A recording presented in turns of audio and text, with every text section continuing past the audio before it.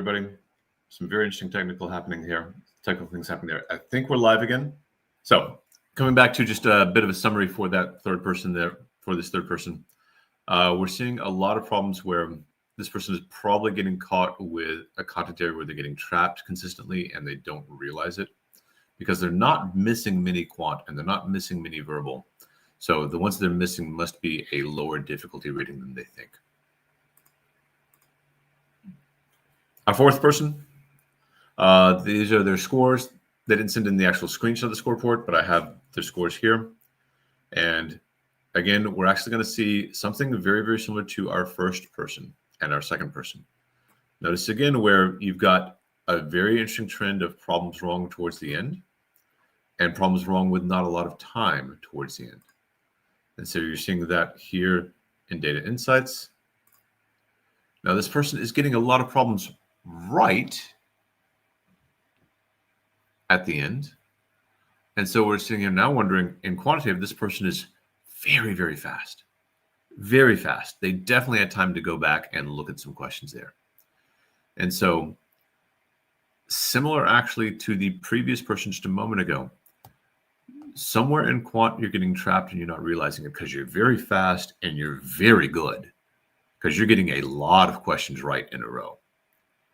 But you've got to look at 7, 8, and 11 through 13 and look for those content areas and ask, all right, something's getting me trapped here.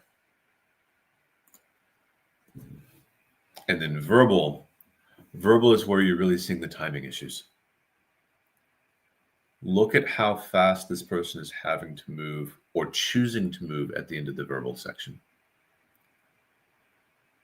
Even if those are all critical reasoning, you don't want to be in a position where having to move that fast.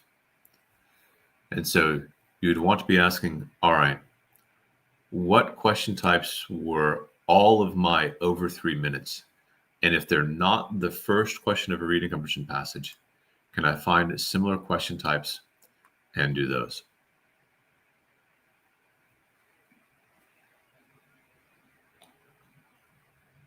So just because I wanted to show you all a point of comparison. So I wanted to show you actually my official score results.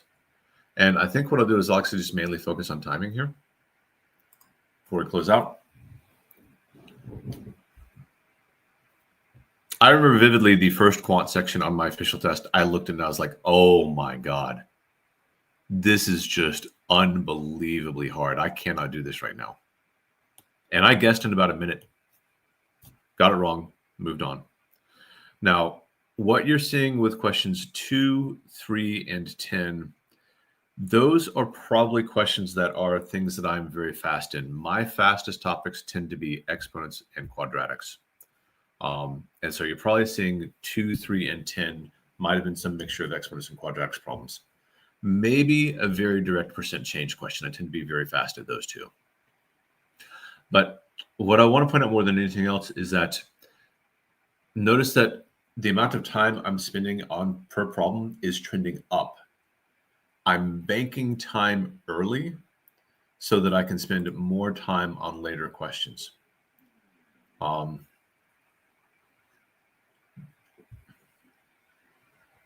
so I wanted you to just notice that really.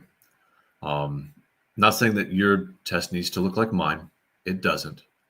But always be asking, how can I get to a point where I'm feeling more comfortable towards the end of the section? And that's going to be by finding certain areas where you can get them really, really fast and finding 1 or 2 problems where you just say, I'm not wasting time on this at all. Question number 1 in the quant section was that problem for me. I looked at it, and after a minute, I was like, no, I am not spending more time on this. I am moving on. And then the last thing here, everybody reviews questions they get wrong. I'm just going to put this up here real quickly, put everything up. But the main thing here, review the questions that you get right, especially when you look at your official test results and you say, okay, so this question categorization is the question I was missing. Go back to your practice tests and review the ones you got right there also. Make sure that you are very solid on what worked and Make sure that you're very solid on what is going well for you. Again, I just want to point out a few last things here. You've got the opportunity to take a first class for free. Feel free to go ahead and do that at any time. Go to the Manhattan Prep website, look at our course schedule, sign up for one of those.